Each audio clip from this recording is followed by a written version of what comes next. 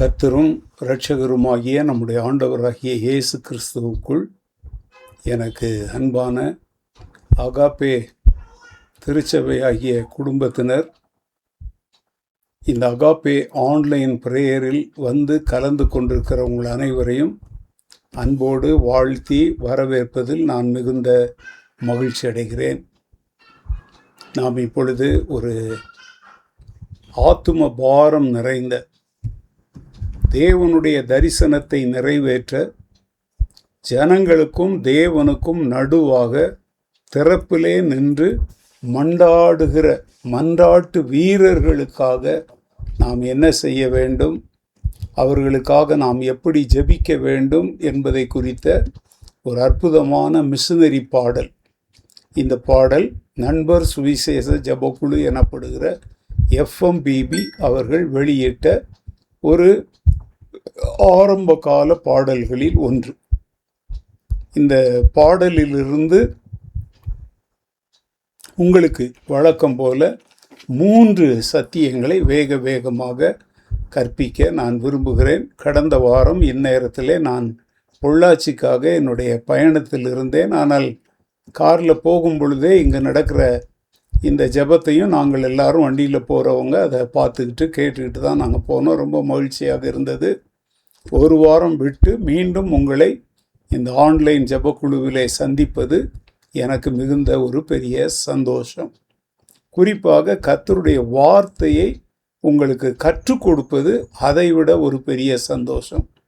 அந்த வார்த்தைகளை கேட்கிற நீங்கள் இந்த வார்த்தைகளின் அடிப்படையில் ஜெபிப்பீர்களானால் அது அதைவிட ஒரு பெரிய சந்தோஷம். இப்போ இந்த பாடல் நமக்கு என்ன சொல்லுது, அதனுடைய மைய கருத்து என்ன?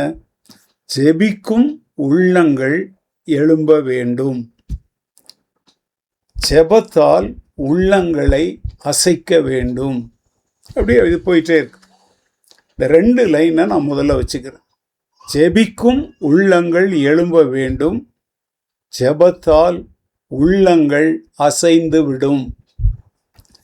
நம்ம எல்லாருக்கும் தெரிந்த வசனம், என் நாமம் தரிக்கப்பட்ட என் ஜனங்கள் தங்களை தாழ்த்தி ஜெபம் பண்ணி என் முகத்தை தேடி தங்கள் பொல்லாத வழிகளை விட்டு விலகினால் அப்பொழுது பரலோகத்திருக்கிற நான் கேட்டு அவர்கள் பாவத்தை மன்னித்து அவர்கள் தேசத்திற்கு சேமத்தை, அதாவது குணமாக்குதலை அருளுவேன் என்று 2 நாளாகமும் 7வது அதிகாரம் 14வது வசனத்தில் நம்ம ஆண்டவர் நமக்கு வாக்கு பண்ணி இருக்கிறார். இந்த இடத்துல நீங்கள் கவனிக்க வேண்டிய ரொம்ப முக்கியமான காரியம், இன்றைக்கு நாம் கேட்ட இந்த பாடல் ஏதோ ஒரு பொழுதுபோக்குக்காக மன மகிழ்ச்சிக்காக நாம் கேட்கிற ஒரு பாடல் அல்ல. இது ஒரு அழைப்பு, இது ஒரு ஆவிக்குரிய எச்சரிக்கை, இது ஜெபத்தின் எழுப்புதலுக்கான ஒரு அழைப்பின் குரல். இப்படி நம்ம அதை பார்க்கணும். திரும்ப சொல்கிறேன், it is a call from God. It is a spiritual warning. This is a call from God to pray for the revival. இந்த 3 காரியம்தான் இந்த பாடலினுடைய மைய கருத்து. ஜெபிக்கும் உள்ளங்கள் எழும்பட்டுமே, ஜெபத்தால் உள்ளங்கள் அசைந்திடுமே. அப்படின்னா என்ன? ஒரு தேசத்தின் நிலைமை மாறுவதற்கு முதலில் ஜெபிக்கும் மனிதர்கள் எழும்ப வேண்டும். தேசம் சும்மா மாறிடாது. ஜெபிக்கிற மனிதர்கள் எழும்பினால்தான் விழுந்து கிடக்கிற தேசங்கள் எழும்பும். நீங்கள் தேவன் இந்த தேசத்தை மாற்ற வேண்டும் என்று கேட்பதற்கு முன்பு அவர் தமது ஜனங்களின் இருதயத்தை மாற்றுகிறார். தேசம் மாறுவது 2வது. முதலாவது தேவ ஜனங்களின் இருதயம் மாற வேண்டும்.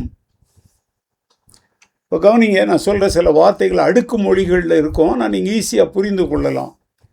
இருதயம் மாறும்போது தான் ஜெபம் மாறும். இல்லைன்னா அரைச்ச மாவையே அரைச்சிக்கிட்டு இருப்போம். 2, ஜெபம் மாறும் பொழுது நம்மை சுற்றி இருக்கிற ஆவிக்குரிய சூழ்நிலைகள் மாறுகிறது. 3, ஆவிக்குரிய சூழ்நிலை மாறும்போது தேசத்தின் நிலைமையும் மாற துவங்குகிறது. ஆகவே இன்று நாம் 3 முக்கியமான உண்மைகளை இந்த பாடலை மையமாக கொண்டு வேத வசனத்திலிருந்து பார்க்க போகிறோம். தாழ்மையுடன் ஜெபிக்கும் உள்ளங்கள் எழும்ப வேண்டும். தொடர்ந்து விடாமுயற்சியுடன் ஜெபிக்கும் உள்ளங்கள் எழும்ப வேண்டும். 3 குறிப்பு சொல்ல போறேன், அதை சொல்றேன். முதல் குறிப்பு, தாழ்மையுடன் ஜெபிக்கும் உள்ளங்கள் எழும்ப வேண்டும்.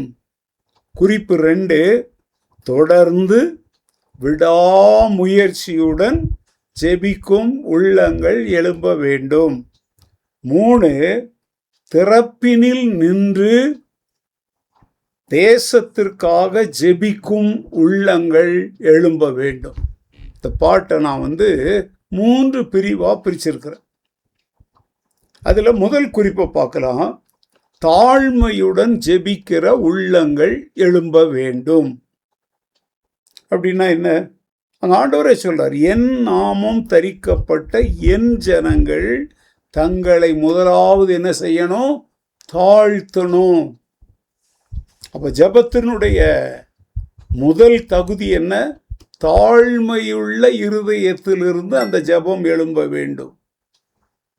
ஆகாயத்தில் சிலம்பம் பண்ணுகிறவர்களைப் போல ஜெபத்தில் சிலம்பம் ஆடிக்கொண்டிருக்க கூடாது. இன்னைக்கெல்லாம் சிலர் ஜெபிக்கும் பொழுது தங்களுடைய சத்தம் கேட்கணும், தங்களுடைய அறிவு, ஞானம், கவிதை, திறமை இதெல்லாம் வெளிப்படணும்னு சொல்லி ஜெபத்தை ஒரு மெக்கானிக்கல் ஜெபமாக மாற்றிட்டாங்க. அதுதான் ஆபத்து. ஆண்டவர் எதிர்பார்ப்பது என்ன தெரியுமா? தாழ்மையுள்ள இருதயத்திலிருந்து வருகிற ஜெபம். அப்படி தாழ்மையுள்ள இருதயத்தோடு ஜெபித்தா தான் அவங்க ஜெபத்தை நான் கேட்பேன், அவங்க பாவங்களை மன்னிப்பேன், அவங்களுடைய தேசத்திற்கு குணமாக்குதலை, சேமத்தை அருளுவேன்னு சொல்லி ஆண்டவர் சொல்றார்.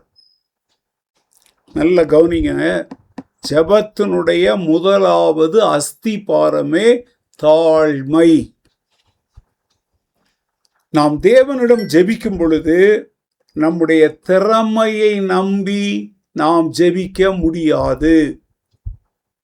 2, நம்முடைய அனுபவத்தை நம்பியும் நாம் ஜெபிக்க முடியாது. 3, நம்முடைய பலனை நம்பியும் நாம் ஜெபிக்க முடியாது. அப்போ எப்படி ஜெபிக்கணும்?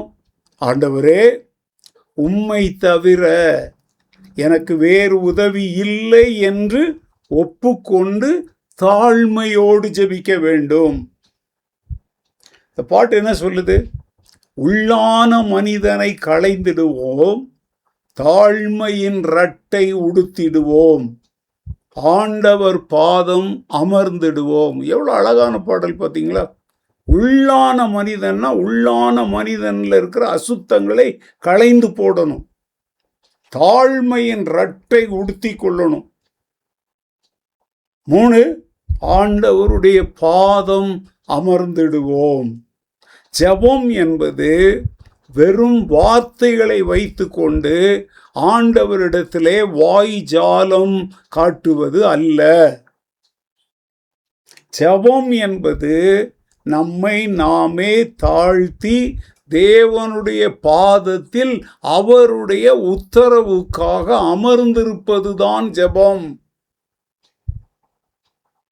வேதம் சொல்கிறது, சங்கீதம் 138 வசனம் 6, சாம் 138 verse 6, கர்த்தர் உயர்ந்தவராயிருந்தும் தாழ்மையானவனை, தன்னை தாழ்த்துகிறவனை நோக்கி பார்க்கிறார்.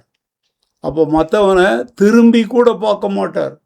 உள்ளத்தில் பெருமை உள்ளவன், அகங்காரம் உள்ளவன், இந்த ஜெபத்தை செய்ய எனக்கு எல்லா தகுதியும் இருக்குது அப்படின்ற பெருமையுள்ள மக்களை ஆண்டவர் திரும்பி கூட பார்க்க மாட்டார்.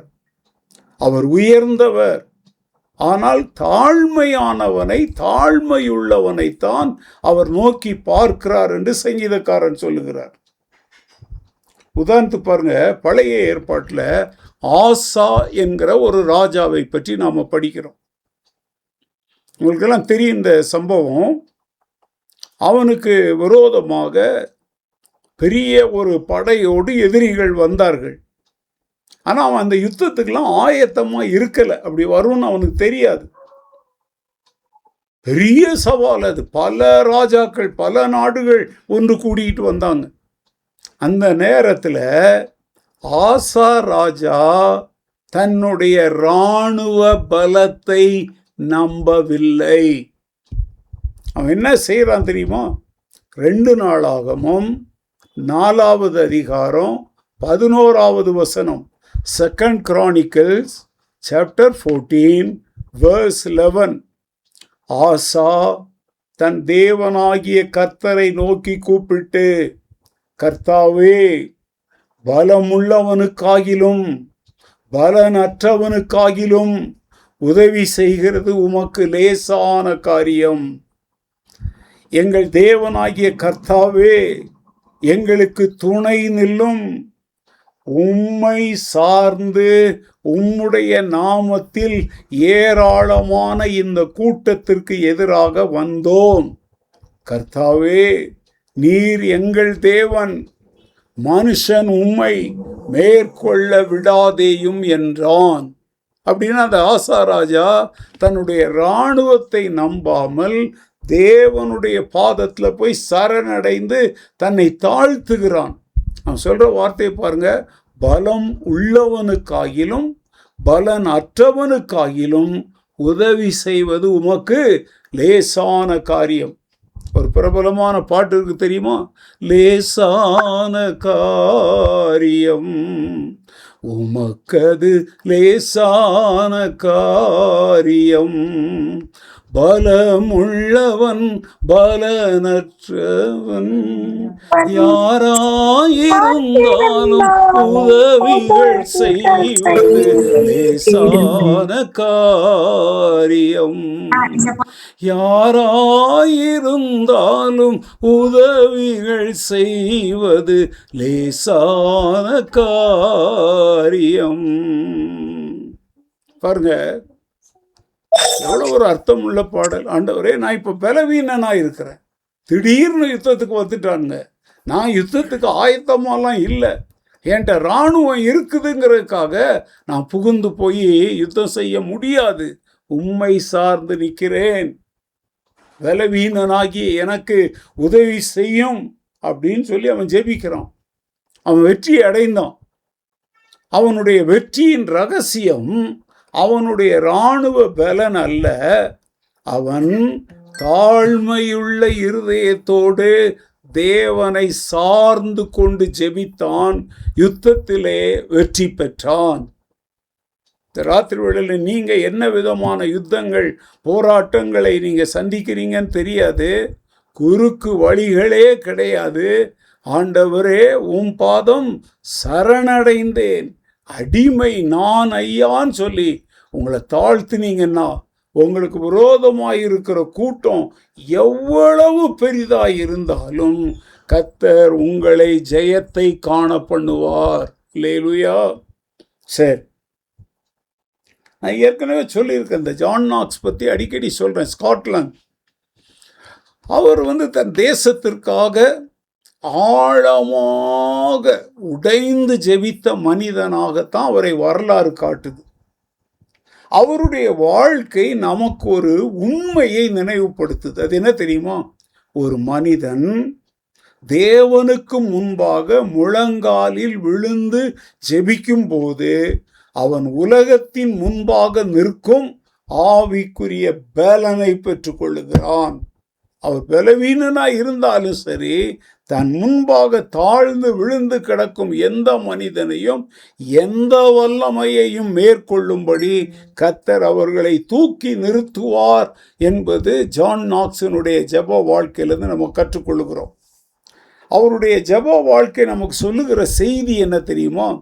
ஒரு ஜெபிக்கும் மனிதனை தேவன் ஒரு தேசத்தின் ஆவிக்குரிய மாற்றத்திற்கு, எழுப்புதலுக்கு பயன்படுத்த வல்லவராயிருக்கிறார். அல்லேலூயா. ஓகே, இப்ப நம்ம கற்றுக்கொள்ள வேண்டிய இந்த முதலாவது குறிப்பிலிருந்து வேத பாடம் என்ன தெரியுமா? நாம் முதலில் கேட்க வேண்டிய கேள்வி, என் தேசம் ஏன் மாறவில்லை என்பதல்ல.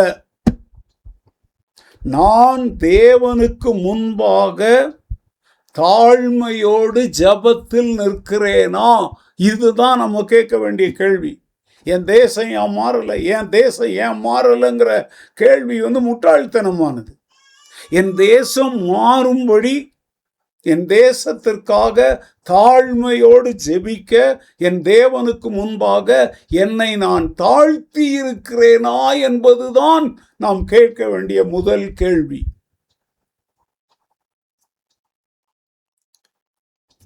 தேசத்தின் எழுப்புதல், தேசத்தின் மாற்றம் எங்க துவங்குது தெரியுமாங்க? பெரிய மேடைகள்ல கத்தி கதறி பிரசங்கம் பண்றவங்களால வராது.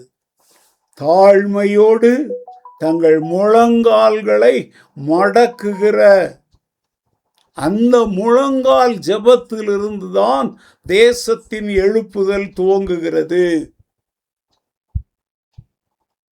நம்பர் 1.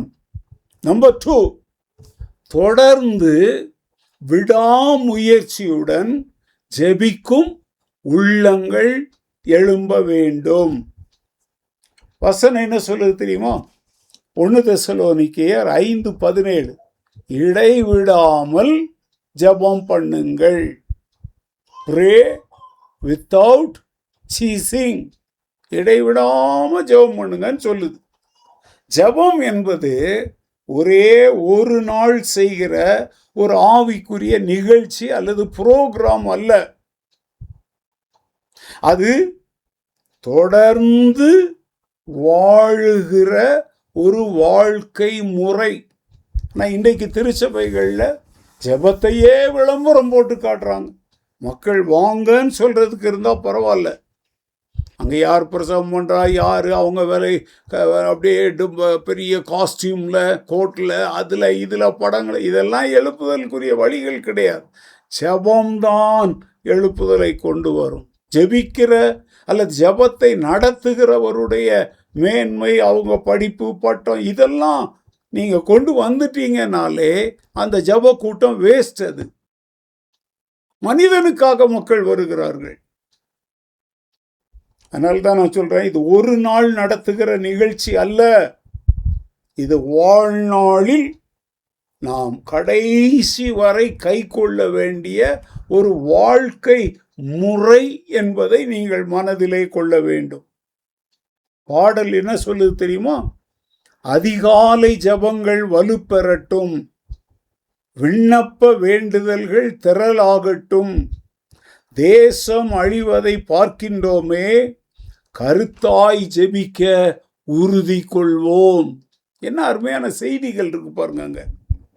இன்று நமக்கு தேவையானது அவசரமா ஜெபிச்சுட்டு போகிற ஜெபம் அல்ல, தொடர்ச்சியாய் ஜெபிக்கிற ஜெபங்கள். இப்ப இந்த ஆன்லைன்ல நம்ம ஜெபிக்கிறோம்ல, அதோட இந்த ஜெப கூட்டம் முடியாது. அது தொடர்ந்து நம்முடைய இருதயத்தில் பற்றி எரிகிற ஒரு தீயை போல இருக்க வேண்டியங்க. நாங்கள் சில க்ளூ கொடுக்குறோம். இதை வச்சுக்கிட்டு நீங்கள் தொடர்ந்து ஜெபிக்கணும். ஒரு நாள் ஜெபித்துட்டு மறுநாள் நிறுத்துவதல்ல ஜெபம்.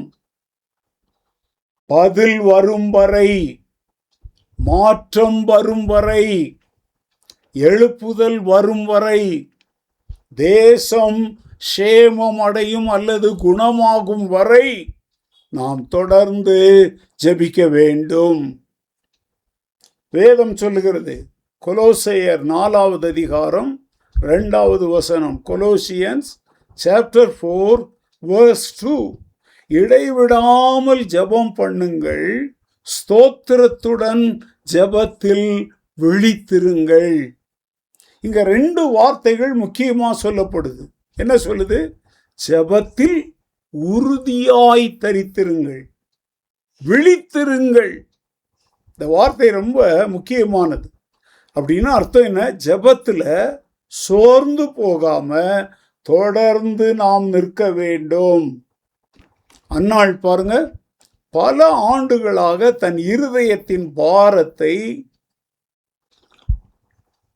பிள்ளை இல்லாத குறையை தேவனுடைய பாதத்தில் ஊற்றினாள். அவள் கசப்பான இருதயத்துடன் கூட தேவனை விட்டு விடல. பிள்ளை இல்லைங்கிறது அவ உள்ளத்துல கசப்பு இருந்துச்சு, ஆனா தேவனை தேடுவதை அவள் விட்டு விடவில்லை என்பதை நீங்கள் கவனிக்க வேண்டும். 1 சாமுவேல் 1:10 படிக்கிறோம், அவள் மனம் கசந்து கர்த்தரை நோக்கி விண்ணப்பம் பண்ணி மிகவும் அழுதாள். பாத்தீங்களா? ஒரே ஒரு ஜெபம் பண்ணிட்டுலாம் ஓடி போகல. தொடர்ச்சியான ஜெபம், விடாப்பிடியான ஜெபம், விசுவாசத்தில் உறுதியாயிருந்து ஜெபிக்கிற ஜெபம். அவளுடைய ஜெபம் வீணாயிடுச்சா? இல்லை.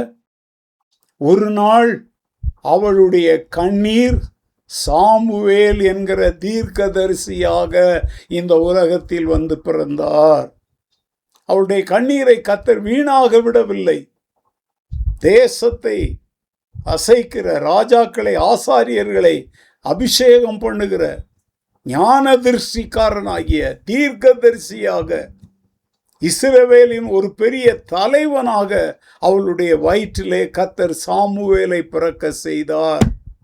நம்முடைய விடாப்பிடியான தொடர்ச்சியான ஜெபம் சரித்திரத்திலே பெரிய காரியங்களை கொண்டு வரும் என்பதற்கு அன்னாளுடைய ஜெபமும் சாமுவேலின் பிறப்பும் நமக்கு நல்ல சாட்சிகளாயிருக்கின்றன. அன்னாளின் தனிப்பட்ட ஜெபத்தின் பதில் பின்னர் ஒரு முழு தேசத்தின் ஆவிக்குரிய வரலாற்றையே மாற்றியது. சாமுவேலுக்கு அப்புறம் பாருங்க, வரலாறு மாறுது. அன்னைக்கே சொன்னேன், ஜான் ஹைட், அவரை பிரேயர் ஹைட் அப்படின்னு சொல்லுவாங்க. அவர் பேர் ஹைட். இந்தியாவில் ஊழியம் செய்து ஒரு புகழ் பெற்ற ஜெப வீரர். அவர் ஆழமான ஜெப வாழ்க்கைக்காக சரித்திரத்தில் மிக அதிகமாக கோட் பண்ணப்பட்டவர். அவருடைய வாழ்க்கை நமக்கு ஒரு முக்கியமான உண்மையை கற்றுக் கொடுக்கிறது. என்ன தெரியுமா? ஜெப அறையில் செலவிடப்படும் நேரம் ஆவிக்குரிய வரலாற்றை உருவாக்கும் நேரம். திரும்ப சொல்றேன், ஜெப அறையில் செலவிடப்படும் நேரம் ஆவிக்குரிய வரலாற்றை உருவாக்குகிற நேரம் என்பதை அந்த ஜான் ஹைட் என்கிற பிரேயர் ஹைடுடைய வாழ்க்கையிலிருந்து நம்ம கற்றுக்கொள்ளுகிறோம். அவர் தனக்காக மட்டும் ஜெபிக்கல, தன் தேச மக்களுடைய ரட்சிப்பிற்காகவும் ஆத்துமாக்களுக்காகவும் எழுப்புதலுக்காகவும் ஜெபித்தார். அதிலிருந்து நம்ம கற்றுக்கொள்ள வேண்டியது என்ன? நம்முடைய ஜெப வாழ்க்கையில் நாம் கேட்க வேண்டிய கேள்வி, நான் எத்தனை நாட்கள் ஜெபித்தேன் என்பதல்ல. பதில் வராத போதும் நான் மனம் தளராமல் சோர்ந்து போகாமல் தொடர்ந்து ஜெபித்தேனா என்பதுதான் நாம் கேட்க வேண்டிய பெரிய கேள்வி. எத்தனை நாட்கள் ஜெபித்தேன்னு கேட்கக்கூடாது. பதிலே வரல, ஆனாலும் நான் விட்டுவிடாமல் இடைவிடாமல் ஜெபித்தேனா என்கிற கேள்வியை நாம் கேட்டுக்கொள்ள வேண்டும். இன்று தேவன் நம்மையும் அழைக்கிறார். எதற்கு? அதிகாலை ஜெபத்திற்கு, குடும்ப ஜெபத்திற்கு, சபை ஜெபத்திற்கு, தேசத்திற்கான ஜெபத்திற்கு. இப்படி போட்டுக்கிட்டே போங்க. நீங்க ஜெபம் குறையும் போது எழுப்புதல் குறையும். அடுப்புல விறகு சரியா வைக்கலைன்னா அனல் தணிந்து போயிடும். ஸோ ஜெபம் குறைஞ்சாச்சுனாலே நம்முடைய வாழ்க்கையில ஊழியத்துல ஆவிக்குரிய அனல் குறைந்து போகும். அதே சமயத்தில் ஜெபம் பெருகும் போது ஆவிக்குரிய அசைவாடுதல் பெருகும். 3வது பாயிண்ட்டுக்கு போறேன். திறப்பினில் நின்று தேசத்திற்காக ஜெபிக்கும் உள்ளங்கள் எழும்ப வேண்டும். எசேக்கியேல் 22:30 ஆண்டவர் சொல்றார், நான் தேசத்தை அழிக்காதபடிக்கு திறப்பிலே நிற்கவும் சுவரை அடைக்கவும் தக்கதாக ஒரு மனுஷனை தேடினேன், ஒருவனையும் காணவில்லை. இது ரொம்ப தீவிரமான ஒரு வசனம், ரொம்ப எக்ஸ்ட்ரீமான ஒரு வசனம். ஆண்டவர் மனித குலத்தின் மேல் குற்றம் சாட்டுகிறார். தேசத்தை நான் அழிக்காதபடி அந்த வாசலை அடைக்கத்தக்கதாக ஒரு மனுஷனை தேடின, ஜெபத்திற்காக எழுமி நின்று ஆண்டவரே மனம் இறங்கும் ஜெபிக்க ஒருத்தங்கூட இல்லைன்னு சொல்லி ஆண்டவர் சொல்றார். எவ்வளவு பரிதாபமான நிலைமை பாருங்க. தேவன் ஒரு மனிதனை தேடினார். நீங்க அங்க சொல்லிக்கோங்க, ஒரு மனிதனை தேடினார். அப்படின்னா அர்த்தம் என்ன? அவர் ஒரு தலைவரை தேடவில்லை, அவர் ஒரு பெரிய கூட்டத்தை தேடவில்லை, அவர் புகழ்பெற்ற ஒரு மனிதனை தேடவில்லை. அவர் தேசத்திற்காக திறப்பிலே நின்று ஜெபிக்கிற ஒரு சாதாரண மனிதனைத்தான் தேவன் தேடினார். இந்த வார்த்தைகளை கேட்டுக்கொண்டிருக்கிற நம்மில் யாராவது, ஆண்டவரே நான் திறப்பிலே நிற்கிற அந்த சாதாரண மனிதனாக மாற இன்று இரவு என்னை நான் அர்ப்பணிக்கிறேன் சொல்லக்கூடிய ஒரு மன தைரியம் நமக்கு இருக்கிறதா? அப்படி இருந்தால் நாம் எழுப்புதலின் கருவிகள். அந்த மனிதன் என்ன செய்யணும்? தேவன் தேடுற அந்த மனுஷன் என்ன செய்யணும்? திறப்புல நிக்கணும். அதாவது ஆண்டவர் இங்க இருக்கிறார், மனிதன் இங்க இருக்கிறான், நடுவுல ஒரு கேப் இருக்குது. இந்த கேப்ல நின்று கரங்களை விரித்து தேவனையும் மனிதனையும் ஒப்புரவாக்குகிற மன்றாட்டு ஜெபம் செய்வதுதான் திறப்பிலே நிற்பது. அது வேற ஒன்றும் அர்த்தம் அதுக்கெல்லாம் கிடையாது. பாடல் என்ன சொல்லுது தெரியுமா? திறப்பினில் நிற்போர் தைரியமாய் இயேசுவை அறிவிக்க ஜெபித்திடுவோம். எழுப்புதல் தணல்கள் தணியாமலே தேசத்தை ஜெபத்தால் அலங்கரிப்போம். இன்றைய தினம் இந்த வார்த்தைகளை நான் பேசி கொண்டிருக்கும் பொழுது இந்தியாவின் தலைநகரம் முதல் எல்லா மாநிலங்களிலும் அலங்காரமாய் இல்லை, அலங்கோலமாய் கிடக்கிறது. வாலிப பிள்ளைகள், மாணவர்கள் அடித்து நொறுக்கப்படுகிறார்கள், சித்திரவதை செய்யப்படுகிறார்கள். தேச தலைவர்கள் அதை கண்டு கொள்வதாக இல்லை. ஈகோவில் உட்கார்ந்துருக்கிறாங்க. ஒரே ஒரு மேட்ரு தான், இந்த நீட் தேர்வை ரத்து பண்ணிடுங்க, அதனால மக்களுடைய பிள்ளைகளுடைய வாழ்க்கை நாசமாகுதுன்னு போராடுறாங்க. ஆளுகிறவர்களுடைய காதில் அது விழலைன்னா விழுது. ஆனால் அகங்காரத்தினால, ஈகோவினால பிள்ளைங்களை அடிச்சு நொறுக்குறாங்க. உங்களுக்கு தெரியுமா? பேப்பரை படிச்சு பாருங்க. தேசத்தை இன்னைக்கு அலங்கோலமாக்கி வச்சிருக்கிறான் தேச தலைவர்கள். ஆனால் இந்த அலங்கோலமான சூழ்நிலையை அலங்காரமாய் மாற்ற நம்முடைய ஜபங்கள் வல்லமை உள்ளது. விசுவாசித்தீங்கன்னா நீங்க இருக்கிற இடத்துல மைக் ஆன் பண்ணாமலே ஒரு ஆமேன்னு சொல்லிக்கோங்க. நான் முடிக்க போறேன்.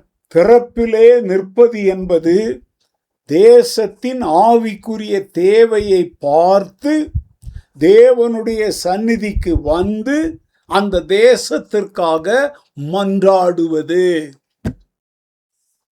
வேதம் சொல்லுகிறது, எரேமியா 29வது அதிகாரம் 7வது வசனம். Jeremiah chapter 29 verse 7. இந்த மாதிரி வசனங்கள் எல்லாம் தெரிஞ்சு வச்சுக்கோங்க.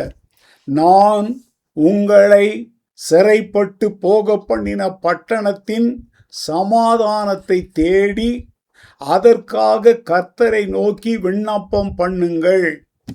அதற்கு சமாதானம் இருக்கையில் உங்களுக்கும் சமாதானம் இருக்கும். பெங்களூர்ல சமாதானம் இல்லைன்னா பெங்களூர்ல வாழுகிற நாம சமாதானமா இருக்க முடியாது. அப்ப தேசம் சமாதானமாய் இருந்தாதான் தேசத்தின் குடிகளும் சமாதானமாய் இருக்கணும். அதனால ஆண்டவர் சொல்றார், உங்களை நான் அடிமைகளாக விற்று போட்ட தேசத்துல கூட அந்த தேசத்தின் சமாதானத்துக்காக ஜெபம் பண்ணுங்க, நீங்களும் சமாதானமாய் வாழ முடியும்ன்றார். மலவள்ளி பட்டணத்திற்காக தேசத்திற்காக ஜெபிங்க. பொள்ளாச்சி பட்டணத்திற்காக ஜெபிங்க. திண்டுக்கல் ஒட்டஞ்சத்திரத்திற்காக ஜெபியுங்கள். சிக்கஜாலாவுக்காக ஜெபியுங்கள். பிள்ளனா கார்டனுக்காக ஜெபியுங்க. ராகி ஆலதமராவுக்காக ஜெபியுங்க. ராமநாதபுராவுக்கு, அதாவது அங்க சமாதானம் இருந்தால் தான் நாம சமாதானமாக இருக்க முடியும். இதைத்தான் எரேமியா 29:7 ஆண்டவர் சொல்லுகிறார். சரி, தேவனுடைய ஜனங்கள் தாங்கள் வாழும் தேசத்தின் நன்மையை நாடி ஜெபிக்க வேண்டும். பட்டணத்தை அக்னியினால அழிச்சிடும் சொல்றதுக்கு நிறைய பேர் இருக்கிறோம். இந்த தேசத்தை வாழவையும் சொல்றதுக்கு நீங்களும் நானும் மாத்திரம்தான் இருக்கிறோம். இதை மறந்துடாதீங்க.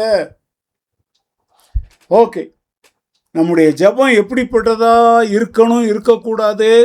ஆண்டவரே என்னை மட்டும் ஆசீர்வதியும் என்பதாக இருக்கக்கூடாது. ஆண்டவரே என் தேசத்தை ஆசீர்வதியும், என் தேசத்தில் ரட்சிப்பை தாரும், என் தேசத்தில் நீதியை நிலைநாட்டும், என் தேசத்தில் எழுப்புதலை தாரும் என்பதாகத்தான் நம்முடைய ஜெபம் இருக்க வேண்டும். மோசே தன் ஜனங்களுக்காக ஜெபிக்கிறான். அவங்கெல்லாம் ஆர்வம் செய்த பொன் கன்றுக்குட்டியை வணங்கி துன்மார்க்கத்தனமாய் இருந்த போது கர்த்தர் அவர்கள் மேல் கோபம் கொண்டார்.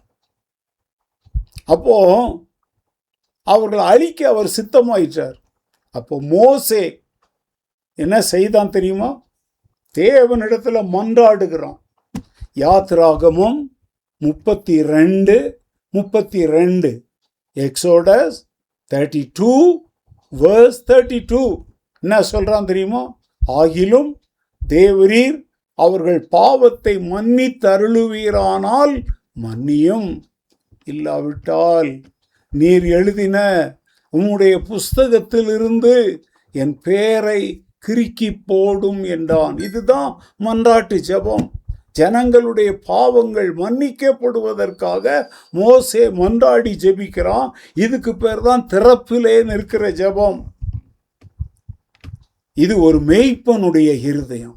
அவன் ஜெபித்த ஜெபம் எல்லாராலையும் பண்ண முடியாது. ஒரு மேய்ப்பனுடைய இருதயம் யாருக்கு இருக்குதோ அவங்க தான் இப்படி ஜெபிக்க முடியும். ஆண்டவரே என்னை மட்டும் காப்பாற்றும், நான்லாம் இந்த சிலையை தொழுது கொள்ளலை, பொன் கன்றுக்குட்டிய நான் தொழலை, என்னை மாத்திரம் காப்பாற்றும் அவன் சொல்லலை. அவன் என்ன சொல்றான்? என் ஜனங்கள் மேல் இரக்கமாயிரும் என்று மன்றாடினான். 1904 ஆண்டுல வேல்ஸ் நாட்டில் எழுப்புதல் ஏற்பட்டது. அது உலக வரலாற்றில் மிகப்பெரிய ஒரு சரித்திரம். த வேல்ஸ் ரிவைவல் புக்கெல்லாம் கிடைக்குது, வாங்கி படிங்க. அங்க ஆவிக்குரிய எழுப்புதலின் பின்னணியில் ஜெபம், மனம் திரும்புதல், தேவனை தேடுதல் ஆகியவை தான் முக்கியமான பங்காற்றின. பாட்டு பிரசங்கம்லாம் இல்லை, மனம் திரும்புதல், ஜெபம், தேவனை தேடுதல் அந்த தேசத்தில் உண்டான போது உலகமெங்கும் இன்றைக்கு பெண்டிகாஸ்டல் நம்ம சொல்கிறோமே, அந்த எழுப்புதல் உண்டானதெல்லாம் இந்த வேல்ஸ் ரிவைவல்ல இருந்து வந்தது தான். அதுக்கப்புறம் தான் அசுசா ஸ்ட்ரீட் ரிவைவல்லாம் சொல்கிறாங்க. கவனிங்க, அந்த ஜெபம் தேசத்தை காப்பாற்றியது. அந்த ஜெபத்தின் அலைகள் உலகமெங்கும் வந்தது. அதிலிருந்து பல சபைகள் உருவாச்சு. அதில் ஒரு சபை சர்ச் ஆஃப் காட், நான் ஞானஸ்தானம் எடுத்தது அந்த சபையில் தான்.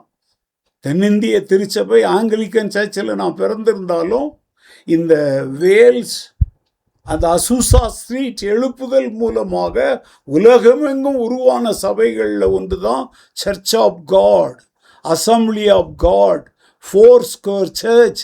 இதிலெல்லாம் நான் தொடர்புடையவனாய் பிற்காலத்தில் என்னை மாற்றியது. இன்னைக்கும் அந்த எழுப்புதல் தனிந்து போகல. நாம தான் ஜெபிக்காம, மனம் திரும்பாம, தேவனை தேடாம அந்த எழுப்புதல் தீயை அணைத்து கொண்டு இருக்கிறோம். மனம் திரும்புவோம், மீண்டும் எழும்புவோம். இளைஞர்கள் உட்பட பலர் தேவனுடைய சந்நிதியில் ஆழமாக தேவனை தேடினார்கள். சபைகளில் ஜெப கூட்டங்கள் பெருகியது. மக்கள் தங்கள் வாழ்க்கையை ஆராய்ந்து மனம் திரும்பினார்கள். இதன் மூலம் நாம் கற்றுக்கொள்ள வேண்டிய பாடங்கள் ஏதாவது இருக்குதா? ஒரு தேசத்தின் வெளிப்புற நிலைமை மாற வேண்டுமானால் முதலாவது அதனுடைய உள்ளான ஆவிக்குரிய சூழ்நிலை மாற வேண்டும். அந்த மாற்றத்தின் தொடக்க புள்ளிகளில் ஒன்றுதான் ஜெபம். நாம் நமது தேசத்தை பற்றி குறை சொல்லிக்கிட்டே இருக்கிறோமா அல்லது அதற்காக ஜெபிக்கிறோமா? முடிக்க போறேன். சில கேள்விகளுக்கு விடை கண்டுபிடிங்க. தேசத்தை பற்றி குறை சொல்வது எளிது, ஆனால் அந்த குறைகள் நீங்கும்படி மன்றாட்டு ஜெபம் செய்வது தேவனுக்கு பிரியமானது. நாம் சமூகத்தின் இருளை பார்த்து என்ன இப்படி இருக்குதே அப்படின்னு வருத்தப்படுறோமா, அல்ல அந்த இருளுக்குள் கர்த்தாவே நீர் வெளிச்சத்தை அனுப்பும் என்று ஜெபிக்கிறவர்களாய் நாம் இருப்போமா? குறை சொல்வது எளிது, குறையை நீக்க ஜெபிப்பது மேலானது. இந்த ராத்திரி வேளையில் ஆண்டவர் நம்மிடத்தில் கேட்கிறார், திறப்பிலே நிற்க ஆயத்தமாயிருப்பது யார்? நாம் சொல்ல வேண்டும், ஆண்டவரே நான் இருக்கிறேன். உங்களால் சொல்ல முடியுமா? என்ன பாருங்க, நான் என் நெஞ்சில கை வச்சு சொல்ற மாதிரி, ஆண்டவரே நான் இருக்கிறேன். தேசத்திற்காக மன்றாட, தேசத்திற்காக திறப்பிலே நிற்க இதோ நான் இருக்கிறேன். ஆண்டவர் உங்களுடைய அர்ப்பணிப்பை பார்க்கட்டும். உங்க நெஞ்சோடு நெஞ்சா கை வச்சு சொல்லுங்க, அப்பா மற்றவர்கள் இருக்கிறாங்களோ இல்லையோ நான் குறை சொல்ல விரும்பல, நான் இருக்கிற ஆண்டவரே என்னை பயன்படுத்தும், என் ஜெபத்தை கேளும், என் வீட்டை மாற்றும், என் நாட்டை மாற்றும், என் சமுதாயத்தை மாற்றும் என்று ஜெபிக்க இந்த ராத்திரி வேளையில் என்னை நான் ஒப்பு கொடுக்கிறேன். சொல்லுவீங்களா? என் குடும்பத்திற்காக நான் திறப்பிலே நிற்பேன், என் சபைக்காக நான் திறப்பிலே நிற்பேன், என் தேசத்திற்காக நான் திறப்பிலே நிற்பேன், என் தேசத்தின் எழுப்புதலுக்காக, சபைகளின் எழுப்புதலுக்காக நான் திறப்பிலே நிற்பேன். முடிவுரை வந்துட்டேன். அன்பான அகாப்பே ஆன்லைன் ஜெபக்குழுவின் அங்கத்தினர்களே, இன்று நாம் பாடிய பாடல் நம்முடைய இருதயத்தில் ஒரு பரிசுத்தமான சவாலை ஏற்படுத்தட்டும். பாடலுடைய மைய பொருள் என்ன? ஜெபிக்கும் உள்ளங்கள் எழும்பட்டுமே.